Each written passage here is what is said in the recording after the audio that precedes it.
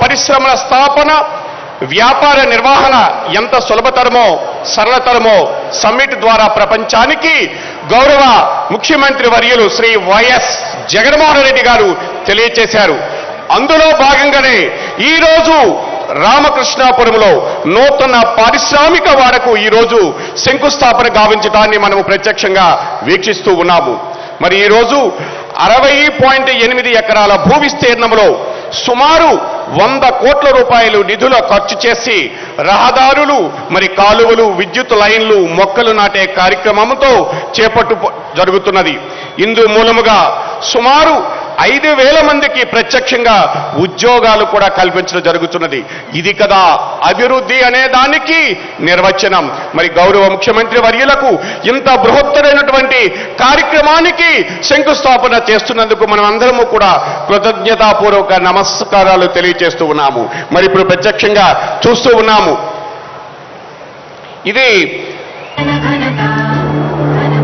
నూతన పారిశ్రామిక వాడ రామకృష్ణాపురం, పలాస, మరి శ్రీకాకుళం జిల్లాలో మరి ఈరోజు పరిశ్రమల అభివృద్ధికి గౌరవ ముఖ్యమంత్రి వర్యులు చేస్తున్నటువంటి కార్యక్రమాన్ని హృదయపూర్వకమైనటువంటి ధన్యవాదాలు శ్రీకాకుళం జిల్లా ప్రజల తరఫున తెలియజేస్తూ ఉన్నాము.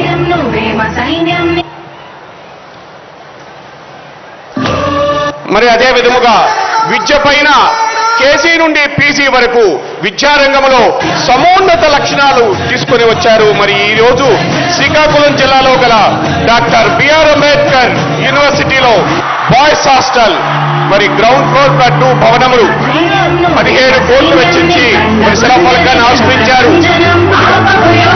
జనహృదయ నేత, అభివృద్ధి సంక్షేమ ఫలాల దాత గౌరవ ముఖ్యమంత్రి వర్యులు శ్రీ వైఎస్ జగన్మోహన్ రెడ్డి గారు వేదికకు సాదరంగా పలుకుతూ ఉన్నారు. అదేవిధంగా ఈనాటి కార్యక్రమానికి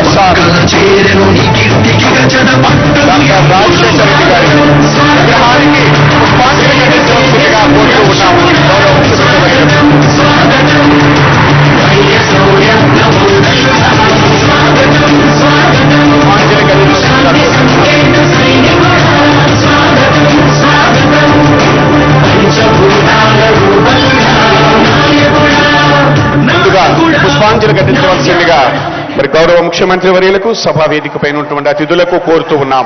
Please subscribe dot news.